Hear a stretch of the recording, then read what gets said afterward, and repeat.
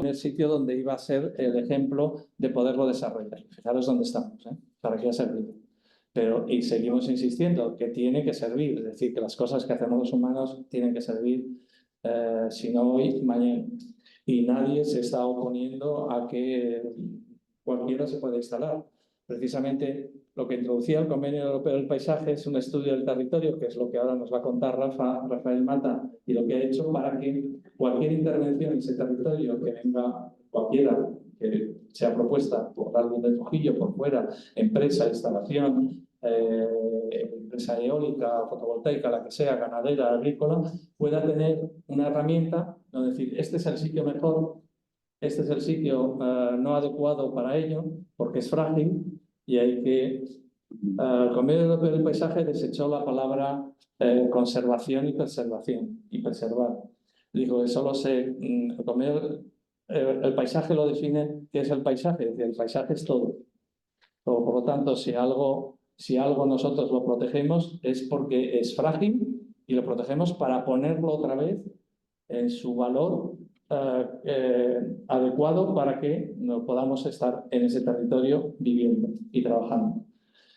Y bueno, pues en esa dinámica estuvimos participando, pues además en todo el sistema escolar de aquí de Trujillo, de toda Extremadura, y se crearon los primeros mapas de paisaje de Extremadura y se repartieron precisamente para que los profesores tuvieran esa nueva visión que preguntaba Víctor, ¿no? De a qué llamamos patrimonio y qué es eso de patrimonio, cómo mirarle, en todos los colegios y en los centros de profesores. De hecho, pues hubo profes que estuvieron en algún curso de formación, ¿verdad, Carlos? Sí, te acuerdas todavía. Es decir, que la dinámica fue muy interesante y muy potente en aquel entonces. Y aquí estamos un poco pues para recordarlo, como que no hemos perdido la memoria y ahí está. Pues cuando quieras, Rafa, y gracias también por tu presencia, porque bueno, pues no es fácil para él acercarse y poder estar con nosotros. Deciros que además en el 2015 ha recibido el premio de Urbanismo y Ordenación del Territorio. Es decir, que gracias, Rafa. Cuando quieras. Pues ahí queda. Bueno, ¿qué tal? Muy buenas tardes. Te dejo el micro quizás. Es que no se oye. Es que no se oye. Es que se cuele algo, pero si no ha habido alguna que queramos. ¿Ya? ¿Aquí estamos? Sí. Muy bien. Bueno, decía que buenas tardes, que muchas gracias. Podemos decir, nos habéis invitado. Yo estaba obligado a venir porque me siento parte de este seminario de territorio y paisaje, de paisaje y territorio. La verdad es que conocí a Trujillo como tanta gente, ¿no? Que ha venido a disfrutarlo, pero nos incorporamos, yo creo que fue en 2012, en una de las primeras reuniones de proyecto de investigación I+D en la universidad, que llamamos Paisajes Patrimoniales, y nos pareció que Trujillo y el Berrocal podían ser un excelente laboratorio, y de los debates que aquí se suscitaron con participación de bastante gente, terminó resultando una colaboración a intentar pensar en el futuro, como aquí decía Víctor, y elaborar un estudio que tiene una parte académica, que tiene una parte experta, pero que, lo digo con total convencimiento, tiene mucho también de todo el proceso que se llevó aquí durante meses y que además contó, además con esas experiencias que decía Gemma, con una jornada de participación, repensar el paisaje de Trujillo, que en parte he recogido en esta presentación. Una presentación que inicio con el paisaje representado artísticamente. Es una acuarela de Adán Ferrer, que es grabador y acuarelista y padre de Daniel Ferrer, que es otra de las personas que colaboró en el equipo y que vino con nosotros y plasmó así ese paisaje en el que uno no sabe bien qué es más grande, si el propio Trujillo encumbrado en lo más alto del cerro, o esa construcción de la naturaleza con sus canchos, con sus berrocales. Y al final el mensaje nuestro y el mensaje que compartimos es que este paisaje patrimonial es eso, es la ciudad con el berrocal y el berrocal con la ciudad, y por eso hemos denominado esta pequeña contribución Trujillo con su berrocal. A mi modo de ver, y sé que es una palabra, estando aquí además Víctor, lo de excepcional nos remite a los paisajes de la lista de Patrimonio Mundial. De hecho, Trujillo, con las dehesas, se candidató en un momento, se pensó como paisaje cultural a incorporarse en la lista de Patrimonio Mundial.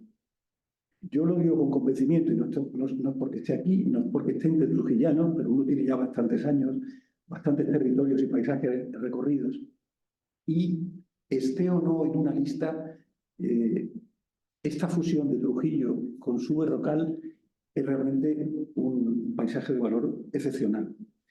Y lo llamamos paisaje patrimonial. Sé que en esto también hay debates, si paisaje cultural, paisaje natural. Yo utilizo patrimonial en un doble sentido, porque tiene valores patrimoniales, naturales y culturales, pero porque también me parece que, aunque amenazado, aunque maltratado, es un paisaje en proceso de patrimonialización, ¿no? Y me remito a estos foros, a este seminario, porque el paisaje tiene, como se sabe, una dimensión material, pero tiene otra subjetiva, sensorial, perceptiva, de identidad, y en el paisaje esos procesos de hacer suyo por parte de la población, eso que tiene una base material es muy importante, ¿no? Y bueno, yo lo que voy a recoger aquí, porque he seguido viniendo a Trujillo, he venido con alumnos y efectivamente elaboramos charlas y hemos contado la historia de Trujillo, y no quiero contar el colapso, ¿no? Porque realmente yo vengo aquí con mucha ilusión a charlar a participar en esto, que es un seminario, que es un foro, pero también con un cierto sentido de frustración. Vengo en plan positivo, porque creo que hay que encontrar soluciones a los problemas, pero también, se lo decía Víctor, con cierta frustración, ¿no? Porque han pasado 14 años, 10 en concreto que se terminara este trabajo, y nos encontramos ante un problema que a mi modo de ver es un problema grave, que estamos intentando resolver por una vía u otra, pero que más allá del problema singular, lo que me preocupa es que pasados los años no nos hemos dotado como sociedad, como pueblo, porque aquí estamos implicados todos, de un instrumento que nos permita responder a demandas con un marco de referencia. Víctor hablaba, y me desordeno y ahora voy a pasar algunas diapositivas, de la necesidad de una figura, y eso lo decíamos, de una figura de protección. Entendemos que el planeamiento urbanístico tiene también su función como base, y eso lo hemos dicho, lo hemos repetido, lo hemos contado, lo hemos escrito, pero aquí estamos. Con un sentido positivo como el que vengo, quiero pensar que ante el detonante de un problema concreto, que se carga a otros, porque no es nuevo, encontremos aquí, digamos, una vía para salir de este círculo vicioso en el que nos estamos moviendo. Bueno, es una presentación un poquito académica, porque soy profesor, no lo voy a negar. En parte, algunos puede que los conozcáis, porque hemos estado aquí, tuvimos el Congreso de Hispania Nostra aquí. Yo sí quería rescatar esa idea que es importante en la evolución del pensamiento, pero también de las políticas de patrimonio y de paisaje, de la relación que se establece entre conjuntos urbanos, históricos y paisaje. Porque una ciudad histórica, monumental como Trujillo tiene un paisaje urbano interior muy notable, de calles, de parques, de esos jardines interiores y huertos que se nos decía antes, de espacio público, de grandes arquitecturas medievales, renacentistas, barrocas, pero hay un paisaje exterior, que es el paisaje de lo que hemos llamado el entorno, ¿no? Lo que circunda. Y en el caso de Trujillo, esa relación con el berrocal, que dibuja en ese paisaje patrimonial de excepcional valor, yo quisiera insistir en que tiene una doble dimensión. Una que probablemente es la más perceptible y la más obvia, que es la relación intervisual. Como bien decías, esa bajada de la loma y esa fachada occidental, pero yo llegaba hoy en autobús y he vuelto a sacar las fotos, porque en este día de primavera, después de un día, se recortaba Trujillo y uno sube al castillo y tiene también ese goce, porque es una experiencia estética potente, de ir desde Gredos a las sierras de los Montes de Toledo, de ver el Berrocal en primer término, de reconocer todos esos elementos. Y ese es un valor visual, perceptivo, sensorial. Pero lo que el Berrocal de Trujillo nos aporta, y eso lo conocéis bien, y hablar siempre con trujillanos, pues me da un poco de pudor, es que hay una relación histórica, coevolutiva. Es decir, la ciudad se construye con el Berrocal, incluso desde el punto de vista de la propia cantería del Trujillo monumental, pero el Berrocal ha vivido, y ha vivido a veces con mucho sufrimiento y con mucho dolor con respecto a la ciudad. Hemos estudiado, y Trujillo está en el icono de los grandes paisajes de la dehesa en lo rural, pero esa filigrana de parcelas, de huertas, de callejas, que pareciera un paisaje más banal como construcción humana, está cargado de la historia de la relación de la ciudad con su paisaje. Y en ese sentido, la grandeza de Trujillo con el Berrocal como paisaje patrimonial está, por una parte, en las relaciones perceptivas y visuales, pero también en lo que llamamos las relaciones coevolutivas, de construirse uno con el otro. Perdón, pues se me ha ido, he debido hacer algo. Mirad, estas eran nuestras referencias. Hicimos este trabajo y las debatimos en el seminario, ¿no? E inspiraron ese estudio que terminó siendo una propuesta para incorporar al plan general o a otro tipo de instrumentos territoriales o patrimoniales, ¿no? Partíamos de esa idea de apertura conceptual de la noción de patrimonio, que aquí queda muy clara, del monumento, que lo tiene cualquiera de nuestras iglesias o palacios, o la coria, al conjunto histórico, para terminar entendiendo que también el territorio, unos determinados tipos de territorio son patrimonio y que se expresan en un paisaje. Esa relación entre paisaje y territorio patrimonializado estuvieron un poco inspirando, ¿no?, los trabajos. En segundo lugar, eso se reflejó en un documento, una recomendación de la UNESCO, probablemente discutible, mejorable, pero muy interesante, porque además fue de 2011 y nosotros aterrizamos aquí en el 2012, que es la recomendación sobre el paisaje urbano histórico, que entendíamos que en Trujillo tenía una expresión sobresaliente. Hay toda una línea de trabajo, ahí traemos un documento que ya se ha quedado un poco antiguo, porque lo utilizamos en ese momento, de English Heritage, que es Seeing the History in the View, leer la historia a través de las vistas, ¿no? Y eso, en el caso de Trujillo, mejora muy mucho la experiencia patrimonial. Uno entiende las cosas a través de lo que ve cuando comprende esas relaciones que hay entre Berrocal-ciudad, ciudad-Berrocal, ¿no? Teníamos el Plan Nacional de Paisaje Cultural, que se aprobó en el año 2012, y lo destaco aquí porque se ha mencionado, lo hablaba también con nuestro jurista, que además la definición de paisaje del Convenio Europeo del Paisaje le parecía relevante y que para nosotros, que lo diga un jurista, es significativo. Es un tratado internacional, es un convenio del Consejo de Europa, no es una directiva o una norma de la Unión Europea, pero que definía el paisaje de un modo que nos parecía muy aplicable a cualquier paisaje, pero particularmente a este. Carácter del territorio percibido por la población. Es un territorio que lo percibe la población, pero no es la percepción de la pura fisonomía, que hoy, viniendo a Trujillo, el verde, los encharcadizos, con esta primavera adelantada, la silueta de Trujillo te planteaba una experiencia puramente fisionómica que ya era atractiva. El convenio dice que es el territorio percibido por la población, pero que tiene carácter, y la palabra carácter es muy importante porque dice que ese carácter es fruto de las relaciones naturales y sociales, de la relación de los seres humanos con la naturaleza. Y de eso está cargada la ciudad de Trujillo y desde luego está cargado el Berrocal, ¿no? Desde que estuvimos trabajando en Trujillo y hemos seguido viniendo, yo he venido sobre todo con los alumnos y vengo de incógnitos, me pierdo con ellos, es una experiencia docente, también pedagógica, han evolucionado, yo creo que para bien, algo que hace 10 años intuíamos su necesidad, pero que carecía de metodologías. Lo digo porque aquí estamos ante un problema, que es el de la implantación de una red de alta tensión, como podría ser otro tipo de implantación en un paisaje tan valioso como frágil, para las que los mecanismos de evaluación ambiental convencional tienen, a mi modo de ver, carencias significativas. Y en ese sentido, ¿por qué? Porque hay, independientemente de que luego las evaluaciones se hagan mejor o peor, y hemos sido testigos de evaluaciones muy mal hechas, pero hay un déficit en las evaluaciones en cuanto al impacto, a la incidencia en el patrimonio cultural y particularmente en el patrimonio paisajístico. La ley española de 2013 creo que tiene el acierto en el preámbulo y en parte del anexo incorporar el convenio.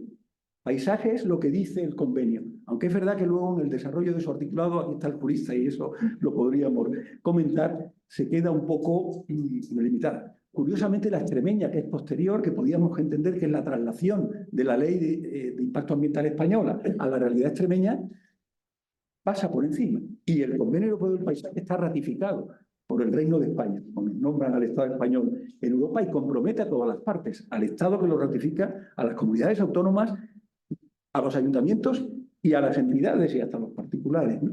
Entonces, yo aquí he traído a colación, porque me parece que el caso de Trujillo también sigue siendo laboratorio, unas contribuciones que algunos conoceréis, es un trabajo más experto, pero creo que es importante, una guía que ya publicó ICOMOS en 2011 de impacto patrimonial y la última que ha sacado UNESCO junto con ICOMOS, mucho más reciente, que dice que lo que trata es, y no está dirigida solo al patrimonio mundial, está dirigida al patrimonio cultural de calidad, de encontrar posibles soluciones al binomio de prioridades de conservación y necesidades de desarrollo.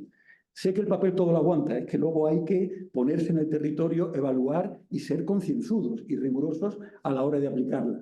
Pero me parece que estos avances son significativos y me temo que han brillado por su ausencia junto a otros instrumentos en una realidad como la del entorno trujillano. Doy un pequeño salto en el vacío, pero tiene bastante que ver con lo que estamos tratando aquí. El último bien que se ha incorporado con todos los honores a la lista de patrimonio mundial en la Convención del Patrimonio en Riad, que fue en Arabia en 2023, ha sido un bien arqueológico en serie. No es un paisaje arqueológico, aunque tiene mucho de paisaje.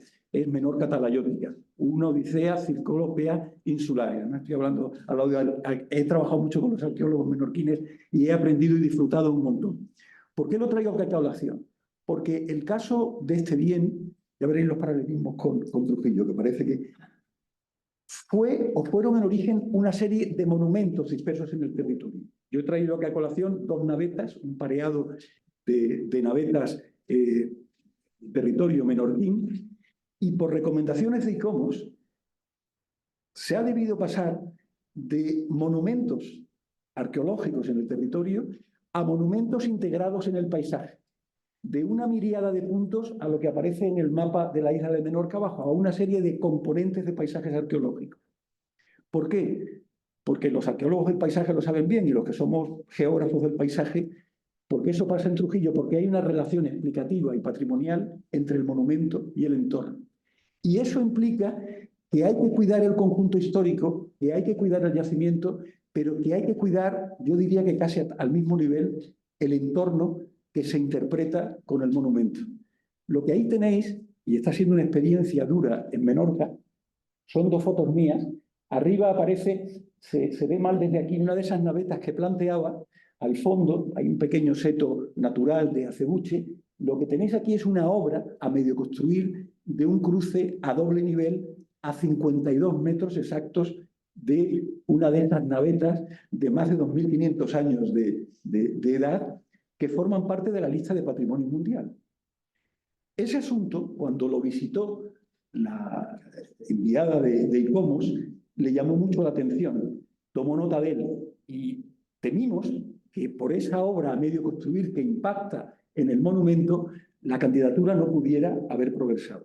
Finalmente pudo más el conjunto que ese elemento, pero fijaos o fíjense lo que ICOMOS, en el informe en el que propone que Menorca talayótica se incorpore a la lista de patrimonio mundial, señala Additional Recommendation, removing, bueno, está en inglés, retirar en cuanto sea posible una obra pública a medio construir por la interferencia que plantea con el paisaje del entorno arqueológico, así como la influencia negativa de los tendidos eléctricos sobre otros bienes del patrimonio mundial integrantes de la zona.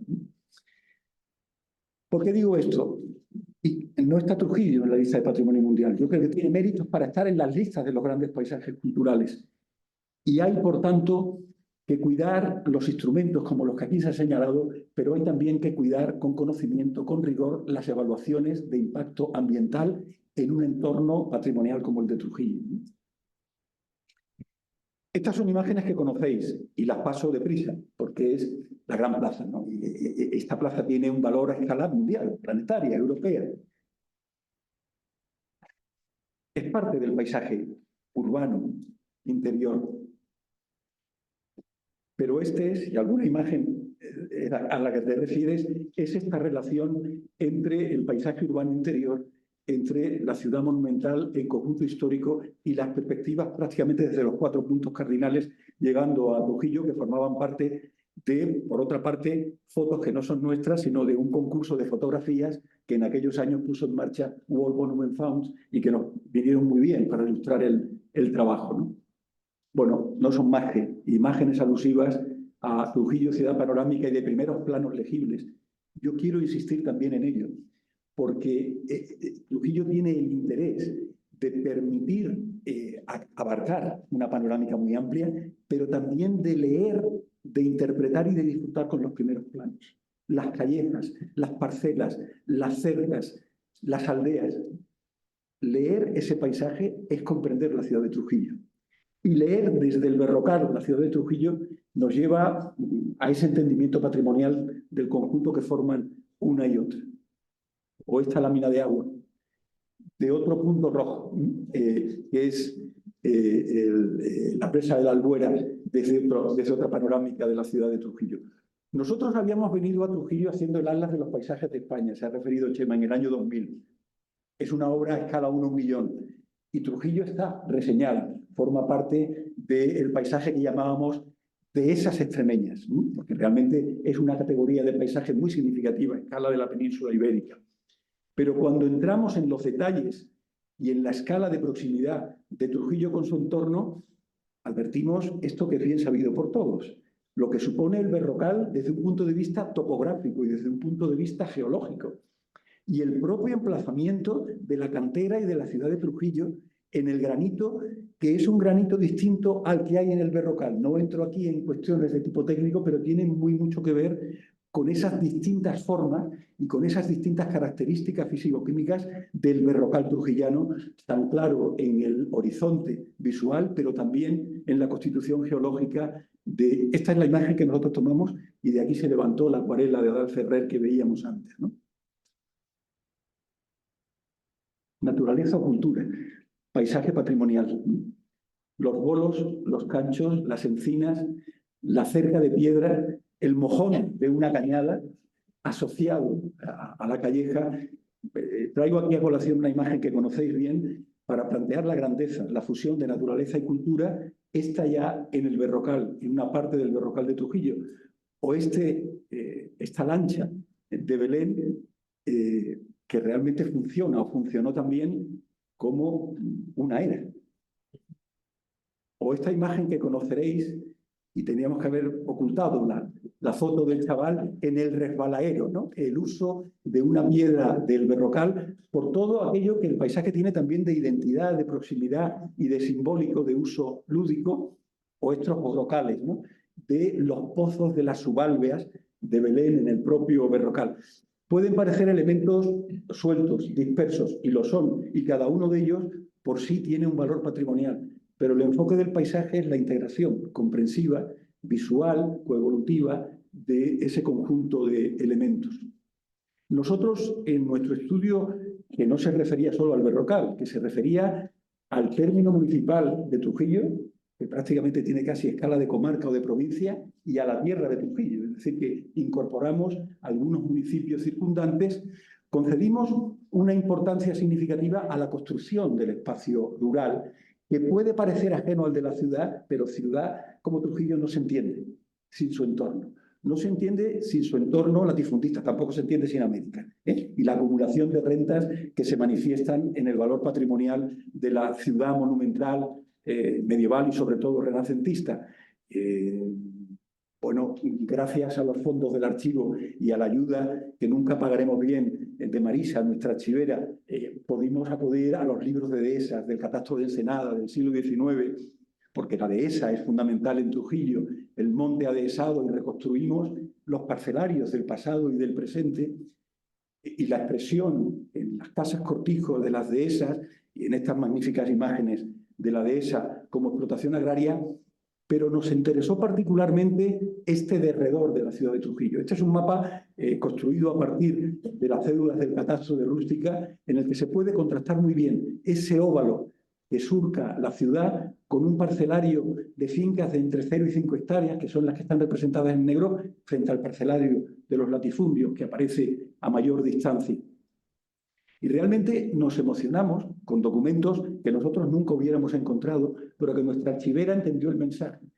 Queríamos conocer la evolución del uso de la propiedad de ese parcelario minifundista que habíamos descubierto en el terreno y en los datos catastrales, ¿no? Y ahí tenéis 3 siglos de repartos entre braceros del berrocal ejidal de Trujillo. Estamos, por tanto, ante un paisaje que en su forma, en su funcionamiento histórico, está estrechamente ligado a la ciudad, porque esos braceros que vivían de sus pequeñas parcelas como arrendatarios de la tierra ejidal eran a su vez los que trabajaban en las grandes haciendas y en los cortijos, parte de cuyas rentas se monumentalizan en la ciudad. Y hay, por tanto, una carga interpretativa histórica muy potente. Belén, Papalbas anteriormente, esta aparente arquitectura vernácula banal y de propio valor, pero es que se carga de valor cuando uno reconstruye la historia centenaria que hay detrás de las huertas, de las huertas del Berrocal, ¿no? Las fotos que ahí tenéis están proporcionadas por vecinos, ¿no? Uno de ellos es el Cancho Gordo, lugar de memoria junto a la escuela de Belén, y ahí aparecen unas fotos que podéis decir, bueno, esto es paisaje o no es paisaje. Son imágenes de la memoria que están muy ligadas a algunas aldeas del Berrocal. Este es un trabajo más académico que aquí no vamos a explicar, que es descomponer el conjunto del término municipal de Trujillo y de algunos municipios circundantes en los que llamábamos paisajes o unidades de paisaje, donde se dibuja muy bien el berrocal trujillano, aunque hay algún otro berrocal en la comarca. Y esto fue lo que planteamos a partir de ese estudio de caracterización de valoración, orientado al plan general y orientado también a otros instrumentos que reclaman este paisaje cultural, este paisaje patrimonial de tanto valor. Nosotros partíamos de un estudio de caracterización del paisaje, planteamos, siguiendo el Convenio Europeo del Paisaje, lo que en el convenio se denominan objetivos de calidad paisajística, es decir, qué queremos a futuro, como aquí se ha dicho, y no para mañana o 4 años, sino a futuro, qué objetivos queremos del paisaje. El convenio tiene una misión prospectiva muy clara. Decía Chema, el convenio no pretende solo proteger, yo creo que esto es importante señalarlo. Dice también gestionar, mejorar y recualificar, porque el convenio no está dirigido solo a paisajes icónicos como este, sino a paisajes de la vida cotidiana, ¿no? Y a partir de los objetivos, pues planteamos esas directrices de paisaje de Trujillo dentro y fuera del plan general municipal. Voy acabando sin dejar de pasar los buenos momentos que pasamos también aquí en esta sala y en el campo, en las plazas, en los pueblos, con aquella iniciativa de repensar el paisaje de Trujillo, que está disponible en la red y de la que tanto aprendimos. Nosotros veníamos de la universidad, pero aquí se hizo, realmente fueron varios fines de semana con una empresa especializada también en temas de participación, ese documento que yo creo que nos ayudó mucho a todos, ¿no? No hay tiempo aquí de plantear esto. Este es un panel que presentamos para este premio que dicen que nos dieron, que bueno, visto lo visto, uno dice, ¿para qué sirven los premios, no? Si yo lo puedo poner en el currículum, ya con la edad que tengo, pues mira, nos enorgullece mucho, ¿no?, que este trabajo luego tuviera un reconocimiento. Pero ahí todavía hay una estructura que creemos que es viable a futuro, ¿no? Y que, como digo, espero que un problema como el que se ha planteado sea un revulsivo. Termino con esto. Nosotros los objetivos de calidad paisajística, planteamos 5 objetivos, luego los detallamos en directrices, en medidas, y estarían más próximos ya a un documento de tipo urbanístico, a un documento de tipo de ordenación. Desde luego, el primer objetivo fue protección y gestión del mosaico paisajístico del municipio de Trujillo. Pero eso se trasladaba al plan general. No os voy a cansar, porque tenemos una ley de suelo, tenemos clasificaciones de suelo y lo que intentamos hacer es esos distintos tipos de paisajes con valores, cómo podíamos ajustarlos a un documento urbanístico. En lo que me quiero detener es el mapa que proponíamos, ¿no? Y que debe estar en un cajón, o debe estar en un lugar, no digo que sea en un cajón, en una estantería, esperando mejor destino, ¿no? De zonificación, de regulación, de usos, ¿no? A ver si esto quiere pasar. Pero había un objetivo claro de protección, mejora y activación patrimonial del paisaje del Berrocal de Trujillo. En la letra menuda no entro, porque este es un seminario, es un foro de debate, pero sí quiero señalar que además de definir el modelo de ciudad, cómo se relacionaba la ciudad consolidada con las huertas y los poblados del entorno, planteamos ahí la adopción de una figura, y cuando digo planteamos, lo planteamos como seminario, porque esto salió de aquellas jornadas que tuvimos de repensar el paisaje, adopción de una figura específica de protección para el Berrocal trujillano, integradora de los valores naturales y culturales del paisaje. Integrar, coordinar e impulsar. Esto es gordo decirlo en administraciones públicas como las nuestras, desde la municipal a la estatal, en las que patrimonio cultural y patrimonio natural forman parte de distintos edificios, de distintas dependencias. Creíamos que Trujillo nos ofrecía la oportunidad de una figura. Aquí se ha hablado del corredor ecocultural, que viniendo de medio ambiente alude a lo cultural. Entendemos que una figura de paisaje cultural que no tiene la legislación autonómica, pero que podría lanzarse desde la experiencia de Trujillo, y lo hicimos con esa ilusión y con ese compromiso, sería, si no la solución definitiva, sí la creación de un marco de referencia para que implantaciones, problemas, hechos concretos, como decía al principio y como ha dicho muy bien Víctor, tengan un marco de referencia pensando ese territorio no a 4 años, no a 8, sino a 50, porque al final Trujillo lo recibimos, lo disfrutamos nosotros y tendrán que ser bastantes generaciones, esperemos, los que lo sigan disfrutando. Y ahí termina lo que yo quería aportar al seminario. Muchas gracias.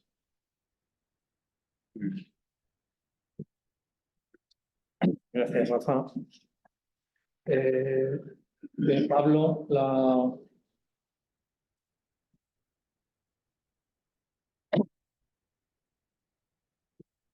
Bueno, Pablo Longoria, que es el que va a intervenir en una grabación que nos ha pasado, porque está fuera de aquí en el país africano, trabajando. Es el director ejecutivo en España de la World Monetary Fund. Es una fundación a nivel internacional en defensa precisamente del paisaje, tanto cultural como natural. Es arquitecto y experto en urbanismo y derecho urbanístico y especialista en patrimonio natural. Ha trabajado como arquitecto también en Nueva York y pertenece al Consejo Internacional en Comos de Monumentos y Sitios Internacionales. Ha trabajado también como especialista en España, en Oman, Kazajistán, etc. Es experto precisamente en patología y reconstrucción. Ha organizado cursos relacionados con el patrimonio, en temas como despoblación rural, paisajes culturales, patrimonio inmaterial y restauración de azulejos y urbanismo en ciudades históricas. Como director en España ha gestionado la restauración de la ciudad de Medina Zahara y tiene distintos proyectos también en Alhambra y estudios de conservación también en otros proyectos. Así que notamos porque al final nos ha pasado una grabación muy larga.